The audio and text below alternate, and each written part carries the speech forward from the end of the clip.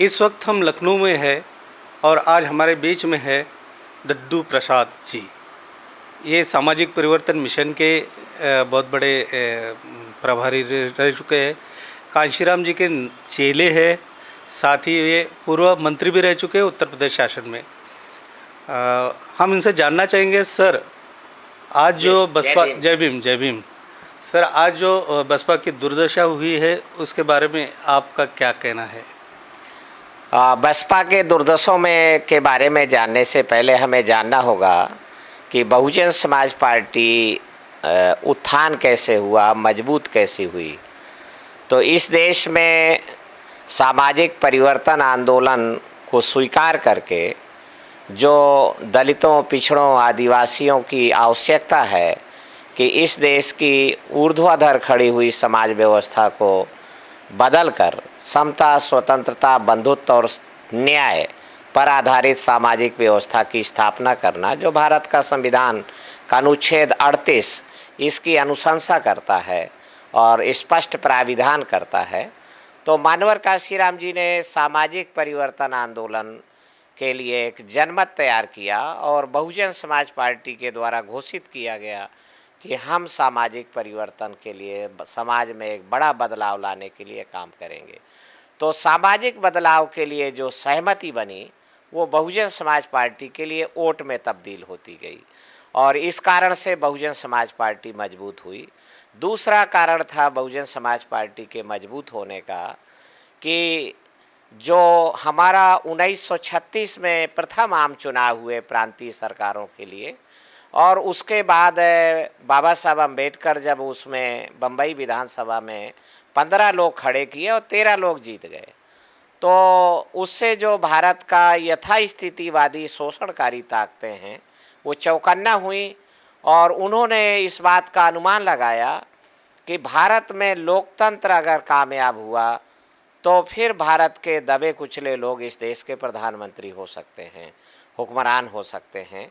इसलिए लोकतंत्र को नाकामयाब बनाने के लिए उन्होंने वोट की बिकवाली प्रारंभ कराई और जो दलित, पिछड़े, आदिवासी लोग हैं वो 6000 जातियों में ऑलरेडी सामाजिक व्यवस्था के कारण पहले से ही विभाजित थे, उसका उन्होंने लाभ लिया और वोट बेचने की, वोट को बिकवाली करने के प्रबंधन किया और जब वोट बिकने लगा तो लोकतंत्र नाकामयाब हो गया और बाबा साहब अम्बेडकर भी उसके पश्चात चुनाव नहीं जीत पाए।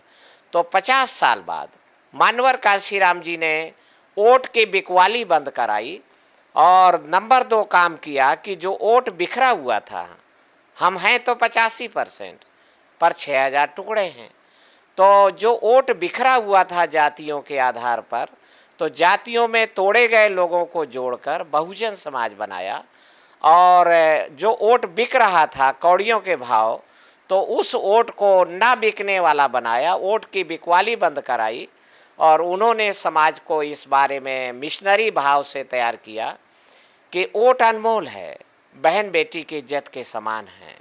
जो वोट बेचे समझो बहन बेटी की इज्जत बेचे। वोट और बेटी बेची नहीं जाती है बल्कि इज्जतदार लायक वर आदमी को सौंपी जाती है। वोट बेचना बंद करो, जो ना माने बिरादरी में उसका हुक्का पानी बंद करो। ये बात जब जन जन तक घर कर गई, फैल गई, वोट की बिकवाली बंद हो गई, तो निर्धन लोग भी चुनाव जीतने लगे। निर्धन लोग भी चुनाव जीतने लगे और बहुजन समाज पार्टी वोट की बिकवाली बंद होने के कारण मजबूत होती गई। बहुजन समाज पार्टी ने जब शोषणकारी ताकतें अंदर पहुंच गईं, इनफिल्ट्रेशन कर गईं, तो उन्होंने सेबोटेशन की कार्रवाई प्रारंभ करने के लिए तो पजेशन करने की कोशिश किया। पजेशन में उनको थोड़ी अड़चन आई, दिक्कत आई कांशीराम जी की मौजूदगी के कारण। इसलिए उन्होंने नया तरकीब निकाली कि फुटकर वोट, जब मानवर कांशीराम जी ने ऐलान कर दिया कि मैं ना बिकने वाला समाज बनाने में कामयाब हो गया हूँ, तो लिहाजा उन्होंने इकट्ठा हुए वोटों की बिकवाली चालू करा दी। तो जो लीडर है उसके मस्तिष्क पर नियंत्रण स्थापित किया और इकट्ठा हुए वोटों की बिकवाली अर्थात टिकट बिकना का प्रबंध किया और इसके कारण बहुजन समाज पार्टी कमज़ोर होती गई। सामाजिक परिवर्तन का आंदोलन छोड़ देने के कारण बहुजन समाज पार्टी कमज़ोर होती गई। एक चीज़ और है जिसने बहुजन समाज पार्टी को मजबूत बनाया, वो था कि जिनका वोट उन्हीं का नोट, तो अर्थात वोट के साथ नोट मांगो अभियान, जिसकी शुरुआत मानवर कांशीराम जी ने 1988 में इलाहाबाद के उपचुनाव से किया और वो प्रत्येक पूरे देश में प्रत्येक इलाके में फैलती गई। जहाँ जहाँ पर लोगों ने आने वाले चुनावी खर्च में जन सहयोग को इन्वॉल्व किया, वहाँ वहाँ पर बसपा मजबूत होती गई और हम कामयाब होते गए। मजदूरों के बच्चे, जिसका एक जीता जागता उदाहरण मैं स्वयं हूँ। मैं एक बंधुआ मजदूर का बेटा मानवर कांशीराम जी के द्वारा सुझाए गए लोकतंत्र को कामयाब बनाने के तौर तरीके पर चुनाव लड़े और लगातार 3 बार एक ही सीट से जीते गए और उत्तर प्रदेश में कैबिनेट मंत्री भी बने। इसलिए एक चीज़ और जिसने बहुजन समाज पार्टी को मजबूत बनाया तो वो है कि निर्धनों का लोकतंत्र कामयाब बनाना है। तो निर्धनों के पास धन नहीं है, साधन नहीं है, पर 2 पैर तो हैं। तो 2 पैरों और 2 पहिए का सहारा, साइकिल का सहारा लेकर हजारों किलोमीटर हम लोगों ने पद यात्राएँ किया, साइकिल यात्राएँ किया और बहुजन समाज बनाओ अभियान की प्रचार यात्रा चलाई। हिस्सेदारी अभियान, जिसकी जितनी संख्या भारी उसकी उतनी हिस्सेदारी, तो इसको एक एजेंडा बनाया। तो हम जैसे लोग भी जीत के विधानसभा लोकसभा में आए। जब हम लोगों ने हम कहा कि हमारे पास धन नहीं है पर वाणी तो है, जीव तो है, इससे संगीत पैदा हो सकता है, इससे गीत पैदा हो सकता है, तो बहुजन समाज पार्टी मजबूत होती गई। फिर मानवर कांशीराम जी ने कहा कि हमारे पास धन नहीं है पर हाथ तो है गरीबों के पास। हाथ से क्या होगा? तो हाथ से आंदोलन लिख जाता है, वॉल राइटिंग हो जाती है।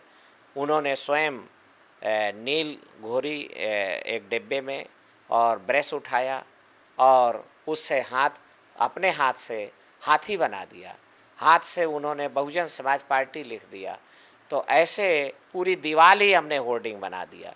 तो इन तौर तरीक़ों का, वॉल राइटिंग का, पेंटिंग स्क्वाड का बड़े पैमाने पर उपयोग करके बहुजन समाज पार्टी मजबूत होती गई। वोट के साथ नोट मांगो अभियान का, अर्थात बेगर स्क्वाड, भिखारी दस्ता बना करके तो बसपा मजबूत हुई और आंदोलन मजबूत होता गया। उन्होंने पिछड़े वर्गों को जोड़ने के लिए शोषणकारी ताकतों का मकसद है तोड़े हुए लोगों को लगातार लड़ाते रहना, झगड़ाते रहना, पर हमारा एक मकसद है तोड़े हुए लोगों को जोड़ना।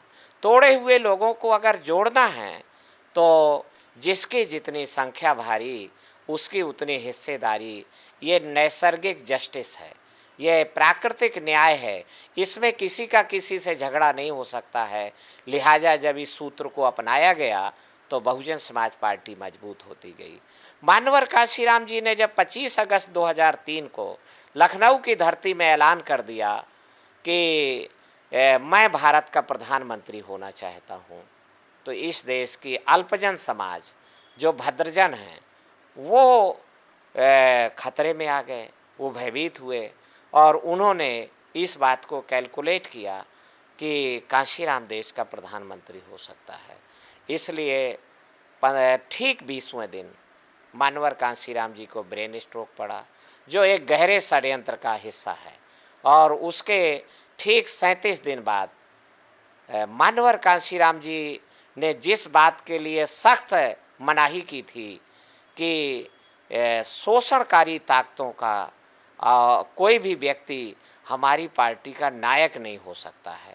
उनकी 6 पार्टियां और हैं, वो अपनी पार्टियों को मजबूत करें, मेरी पार्टी को बख्शे रहें और हमारी पार्टी का नायक पिछड़े वर्गों का ही कोई व्यक्ति होगा। तो परंतु 22 अक्टूबर 2003 को सतीश चंद्र मिश्रा को मानवर कांशीराम जी की इच्छा के विपरीत जाकर के, जब उनकी बोलती बंद हो चुकी थी, वो बत्रा हॉस्पिटल में भर्ती थे, उस दौरान मानवर कांशीराम जी की मर्जी के, इजाज़त के बिना, उनके निर्देशों का उल्लंघन करके जब उसको राष्ट्रीय महासचिव बनाया गया तो फिर इकट्ठा वोटों की बिकवाली चालू हो गई। नारा बदल दिया गया 9 जून 2005 को कि जिसकी जितनी संख्या भारी उसकी उतनी हिस्सेदारी। ये नारा गलत है और इसलिए लिहाजा हम नया नारा दे रहे हैं कि जिसकी जितनी तैयारी उसकी ज़्यादा से ज़्यादा हिस्सेदारी। लोगों ने मतलब पूछा कि ये तैयारी का मतलब क्या होता है, तो उन्होंने कहा कि भाई आपके समझ में नहीं आता है, हम खुलासा कर रहे हैं कि जिसकी जितनी थैली भारी उसकी और ज़्यादा हिस्सेदारी। तो उम्मीदवार का चयन जन समर्थन के आधार पर नहीं, जनप्रियता, लोकप्रियता और जनता के लिए बहुजन समाज बनाने के लिए किए गए काम को मूल्यांकन न करते हुए उनका उम्मीदवारी का पैमाना धन और नोटों की गड्डियाँ और जब थैली से होने लगा तो बहुजन समाज पार्टी कमज़ोर होती गई और आज है हाशिए पे चली गई है। आज उत्तर प्रदेश में सिर्फ एक विधायक जीता है। वोट शेयर जो हम 2007 में मानवर कांशीराम जी की कुर्बानी के बाद, मानवर कांशीराम जी के देहांत के बाद जो सहानुभूति लहर पैदा हुई और अति पिछड़ी जातियों का बड़े पैमाने पर 2007 में हमारे साथ जुड़ाव पैदा हुआ, भाईचारा बना, उसके कारण हम 31% वोट शेयर कर सके उत्तर प्रदेश में। तो 2009 में जब पिछड़े वर्गों का हिस्सा काट दिया गया, 80 के लोकसभा सीटों में से मात्र 17 सीटें पिछड़े वर्गों को अलाट की गईं। उनकी जितनी आबादी है उससे कहीं कम जब उनको शेयर दिया गया और जो ब्राह्मण वर्ग है उसकी आबादी से कई गुना ज़्यादा दे करके 22 टिकट उनको अलाट किए गए, 8 टिकट ठाकुरों को अलाट किए गए और 12 टिकट जो गरीब मुसलमान हैं उसको धक्का मार दिया गया और जो दबंग और दलितों पिछड़ों का शोषक मुसलमान हैं वो 12 टिकट जब उसको दिए गए तो लिहाजा पिछड़े वर्गों की हिस्सेदारी कम होने के कारण पिछड़े वर्ग का समूह हमसे धीरे धीरे खिसकने लगा, छूटने लगा और 31% से वोट गिर के 2009 के लोकसभा चुनाव में वो 27% आ गया। ये गिरावट लगातार जारी रही। राष्ट्रीय अध्यक्ष को इस गिरावट के बारे में लगातार सचेत किया गया, पर ऐसा लगता है कि वो जानबूझ करके प्लान करके इस गिरावट को प्लान तय कर रही थी गिरावट के लिए और इसको मानवर कांशीराम जी की रचना को समाप्त करने के अभियान में लगी हुई थी। तो उन्होंने लगातार गिरावट फिर जारी रखी और 2012 के विधानसभा चुनाव में वो 24% वोट शेयर पे आ गया। हम 206 विधानसभा सीटों से गिर के 80 पर आ गए। बुंदेलखंड जो एक हमारा हार्डकोर इलाका होता था वहाँ भी हमारे वोट शेयर गिरा और दूसरा वहाँ से जो है हमारी सीटों की संख्या भी घटी। फिर 2014 के लोकसभा चुनाव में हम 0 पर आउट हो गए। ऑल इंडिया में हमारा एक एमपी नहीं जीत पाया, जबकि 89 के बाद हम कभी 0 पर नहीं आउट हुए। तो ये पहली बार था 2014 में और वोट शेयर 24% से गिर के 23% पे आ गया और लिहाजा जो है हम हाशिए पे जाते रहे। 2017 के विधानसभा चुनाव में हमारा वोट शेयर गिर के 22% आ गया और हमारी सीटों की संख्या 80 से गिर के 206 से गिरकर 19 पर आ गई। ये 19 का जो संख्या बल है भारत की मैथोलॉजी में, अंक गणित में, ये बहुत ही खतरनाक है। 19, 20 और 21। 20 का मतलब होता है ज़्यादा बढ़ोतरी और 21 का मतलब होता है लगातार बढ़ोतरी, पर 19 का मतलब होता है लगातार घटोतरी।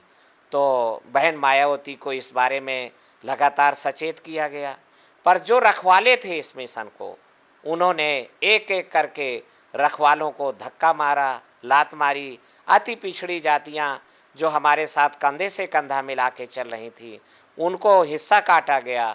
जो अति दलित जातियां कोरी, धोबी, वाल्मीकि, खटीक और कठेरिया, ये जाति समूह भी हम 2-2, 4-4 टिकट दे करके और उनको हिस्सेदारी मुकर्रर करके अपने साथ जोड़े रखते थे, तो उनके सारे टिकट काट दिए गए और जब सारे टिकट काट दिए गए तो उनको भारतीय जनता पार्टी में जाने के लिए मजबूर किया गया कि आप भारतीय जनता पार्टी में जाइए। हमने ऐसा महसूस किया और बहुत मजबूती के साथ मैं कहना चाहता हूँ कि शायद एक प्लानिंग का हिस्सा था। आरएसएस की जिस ताकत ने 3 बार 1995, 1997 और 2002 जो आरएसएस ने 3 बार बहन मायावती को मुख्यमंत्री बनाया, वो शायद उसका ब्याज सहित बदला ले रहे थे, वापस ले रहे थे और लिहाजा जो बहुजन समाज है उसको तोड़ रहे थे। तो जो अति पिछड़ी जातियां हैं उनका हिस्सा काटा गया और उनके मानद नेताओं को, जनप्रिय नेताओं को निकाला गया, पार्टी से बाहर किया गया और उम्मीदवारी का निर्धारण जनप्रियता, लोकप्रियता, जन आधार, जन समर्थन न होकर के धन होने लगा। तो बहुजन समाज पार्टी लगातार कमज़ोर होती गई और आज दुखद ये अंत हो चुका है एक तरीके से। तो आज वोट शेयर 22% से भी नीचे गिरकर ये 13% पे आ गया है। तो एक जो भारी गिरावट है वो देश की पवित्रता खो बैठे हैं। मिशनरी की जगह पर मर्सनरी लोग काम कर रहे हैं। मर्सनरी माने भाड़े के लोग, और मिशनरी लोगों को आउट कर दिया गया है। इस कारण से बसपा कमज़ोर होती गई है। और दूसरी चीज़, जो भरोसा बेशकीमती है, जो हमने बहुजन समाज पार्टी ने भरोसा जीता था, वो भरोसा खो गया है। आज हम अपील करना चाहेंगे कि हमें पुनः उठ खड़े होना है अगर, तो जिन मुद्दों पर हम लोकप्रिय हुए थे उन मुद्दों को हमें स्वीकार करना होगा, उनको फिर लाना होगा। पर भरोसा कैसे जीतेंगे? भरोसा तो खो बैठे हैं। इसलिए मैं बहुत जोर दे के कहना चाहता हूँ कि बसपा को अगर बचाना है तो बहुजन समाज पार्टी की राष्ट्रीय अध्यक्ष जो भरोसा खो चुकी हैं वो इस्तीफ़ा दें, और इस्तीफ़ा दे करके मानवर कांशीराम जी के तरासे गए लोग जो किसी पार्टी में नहीं गए हैं और किसी पार्टी के पिछलग्गू नहीं बने हैं, तो उनको एक पूरे देश में वो संघर्ष कर रहे हैं, संघर्ष करें और बहुजन समाज पार्टी का उनको कमान दी जाए और बहन मायावती इस्तीफ़ा दें, चूँकि वो भरोसा खो चुके हैं और बहुजन समाज पार्टी के पतन के लिए वो जिम्मेदार हैं। सर एक्चुअली मेरा दूसरा सवाल यही था कि आगे बहन जी को जो 3 बार मुख्यमंत्री बनने का सौभाग्य प्राप्त हुआ था, माननीय कांशीराम जी ने जो आंदोलन छेड़ा था, उन्होंने बोला था कि बहुजन समाज एक पार्टी नहीं आंदोलन के रूप में है। इसकी जो छवि उन्होंने थोड़ा सा ये मलिन कर दी है, ऐसा बोल सकते हैं, क्योंकि आपने उनका आंसर दे दिया है। मैं थोड़ा सा इसमें ये कहना चाहूँगा कि आप बोल रहे हैं कि उन्होंने इस्तीफ़ा दे के दूसरे किसी को लाना चाहिए, तो ऐसे कोई लोग हैं कि जो इसको आगे ला सकते हैं, जिससे बदलाव होना बहुत ज़रूरी है। आपने बोला कि बहुजन समाज के अलग अलग उन्होंने ये करके एक प्रभावित जनजाति के लोगों को, जाति के लोगों को ऊपर लाने की कोशिश की है मायावती जी ने। आप क्या समझते हैं कि ये वापस अपनी जो खोई हुई जो मलिन छवि है वो बहुजन समाज पार्टी वापस ला सकती है? नहीं, निश्चित रूप से बहन मायावती के रूप में, उनके नेतृत्व में और सतीश मिश्रा के रूप में पुनः भरोसा नहीं कायम हो सकता है, क्योंकि बहुजन समाज पार्टी की ताकत केवल दलित और चमार नहीं है। बहुजन समाज पार्टी की ताकत अति पिछड़ी जातियां हैं और उनमें बहन मायावती की जो भरोसा है वो पूरी तरीके से टूट चुका है। मायावती इस्तीफ़ा दें, हम नया विकल्प, नया नेतृत्व निश्चित रूप सर के लेके आएंगे। इस देश में बहुजन समाज में नेतृत्व की कोई कमी नहीं है। सर इस बार आपको समाजवादी पार्टी ने आपको समर्थन देने के बाद भी आपको टिकट नहीं मिली, आपका टिकट काट दिया गया, इसके पीछे का क्या राज है, ज़रा आप बताइए। नहीं, देखिए, समाजवादी पार्टी को सामाजिक परिवर्तन मिशन जो हमारा एक जन आंदोलन है, तो समर्थन दिया गया था सामाजिक परिवर्तन मिशन की तरफ से समाजवादी पार्टी के लिए। कंडीशनल समर्थन था भारतीय संविधान की रक्षा के लिए, आरक्षण बचाने के लिए, उत्तर प्रदेश में सांप्रदायिक ताकतों को सत्ता में आने से रोकने के लिए, और सामाजिक बदलाव की प्रक्रिया को तेज करने के लिए। तो इन 4 मकसद को लेकर के हमने समाजवादी पार्टी को समर्थन दिया था। इसके बदले में माननीय अखिलेश यादव ने ये आश्वासन दिया था कि हम सामाजिक परिवर्तन मिशन के खाते में एक विधानसभा का टिकट देने का और एक जगह से चुनाव लड़ाने का प्रबंध करेंगे। तो उन्होंने औरैया से आश्वासन दिया, फिर बांदा जिले की नरैनी से उन्होंने ऐलान भी कर दिया। पर जो समाजवादी पार्टी के अंदर बदलाव विरोधी ताकतें काफ़ी मजबूत हैं और ख़ास करके फ्यूडल फोर्सेज वहाँ मजबूत हैं, तो और निश्चित रूप से आरएसएस की टीम भी वहाँ पर सक्रिय है। इस कारण से तो उन्होंने वो टिकट काट दिया और टिकट काट देने के कारण हम चुनाव नहीं लड़े। पर इससे हमें हमारी सामाजिक परिवर्तन मिशन के जो इरादा है उस पे बदलाव नहीं आया और हमने पूरे चुनाव भर सामाजिक परिवर्तन मिशन ने समाजवादी पार्टी को समर्थन दिया। और जो ये 9% वोटों की गिरावट है बहुजन समाज पार्टी में, तो मेरा अनुमान है कि 6 से 7% वोट ये समाजवादी पार्टी में शिफ्ट हुआ है संविधान को बचाने के लिए, आरक्षण बचाने के लिए और भारतीय जनता पार्टी को सत्ता में आने से रोकने के लिए 6 से 7% वोट ये समाजवादी पार्टी को हमारे काडर ने, जिसको मानवर कांसीराम जी ने तैयार किया था, तो जो यथास्थितिवादी ताकतों को वोट नहीं दे सकते हैं, तो उन्होंने समाजवादी पार्टी को वोट दिया है। आगे समाजवादी पार्टी भी अगर सामाजिक बदलाव के रास्ते पर आगे बढ़ेगी तो उससे दोस्ताना संबंध रह सकते हैं। पर हम सबक सीखा है हमने कि समाजवादी पार्टी भारतीय जनता पार्टी को रोकने का माध्यम हो सकती थी, जो वो नहीं हो सकी। पर समाजवादी पार्टी सामाजिक बदलाव का माध्यम नहीं हो सकती है। समाजवादी पार्टी वो भारत में अगड़ा बनाम पिछड़ा की लड़ाई को मैदान में ताल ठोक कर के लड़ने वाली पार्टी नहीं हो सकती है। तो अगर हमें इस देश में सामाजिक बदलाव चाहिए और अगड़ा बनाम पिछड़ा की लड़ाई को 85 बनाम 15 की लड़ाई को तेज करना है, तो हमें पुनः अपने पैरों पर खड़े होकर हमें आगे बढ़ना होगा।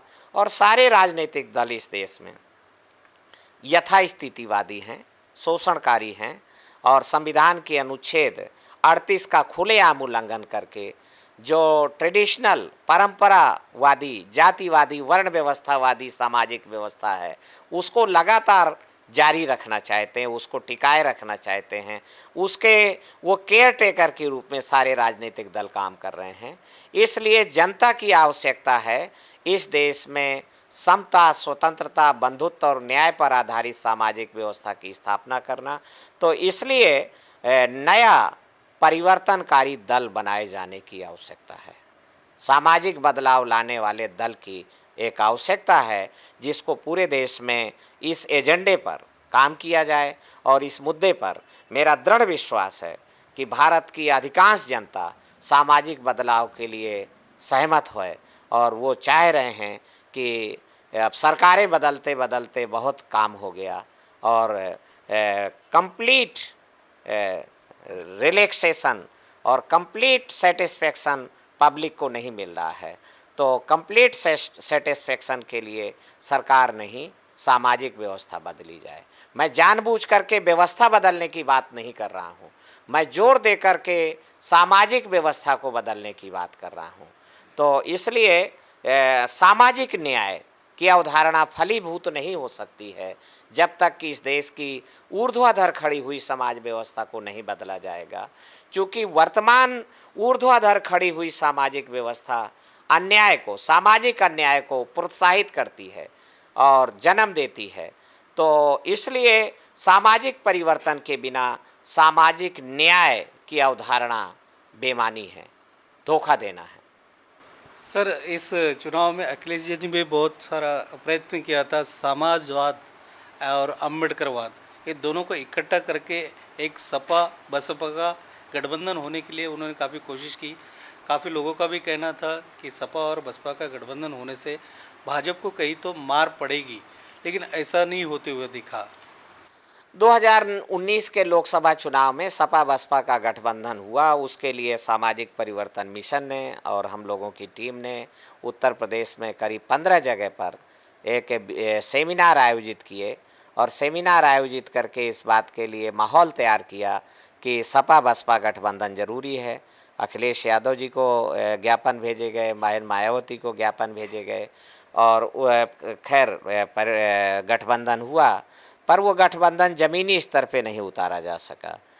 1993 में सपा बसपा गठबंधन कामयाब हुआ इसलिए कि दोनों नेताओं ने उस गठबंधन को 1992-93 में 1 साल का लंबा वक्त मिला और वो गठबंधन सपा बसपा का ज़मीन पर उतारा गया। 14 दिसंबर 92 को गठबंधन ऐलान किया गया, जबकि 2019 का गठबंधन 12 जनवरी 2019 को घोषित किया गया और उसके कुछ ही आचार संहिता लग चुकी थी और लिहाजा वो गठबंधन की अवधारणा को और उसकी पवित्रता को धरती पर मासेस तक कन्वे नहीं किया गया और वो कामयाब नहीं हो सका। तो इसलिए मैं कहना चाहता हूँ कि माननीय अखिलेश यादव जो कर रहे थे तो उनको पाला खींच कर लड़ना होगा। फॉरवर्ड बनाम बैकवर्ड की लड़ाई है ये, तो 85 बनाम 15 की लड़ाई है। तो इस पे वो समाजवादी पार्टी के अंदर जो फ्यूडल फोर्सेज हैं, जो बदलाव विरोधी ताकतें हैं, वो अम्बेडकरवादी लोगों को चुनकर विधानसभा और लोकसभा में नहीं जाने देना चाहती हैं। तो ये थे दद्दू प्रसाद जी हमारे साथ और बहुत सारी आशाएं बनी पड़ी है इनको बसपा की। इन्होंने तो ये भी कहा है कि किसी नया दल की स्थापना होने की ज़रूरत है ताकि ये जो समाज में अंतर डालने वाली जो पार्टियां होती है जैसे भाजपा आरएसएस जो हो, इसमें इनको रोकने के लिए कहीं ना कहीं अपने को एक नया दल स्थापित करने की ज़रूरत है। इवन बसपा का जो प्रतिनिधित्व है जो बहन जी के पास है वो उनसे निकाल के किसी और को नया चांस देना चाहिए, ऐसा भी इनका कहना है। धन्यवाद सर। ये थे पूर्व मंत्री दद्दू प्रसाद। जय भीम। जय भीम सर।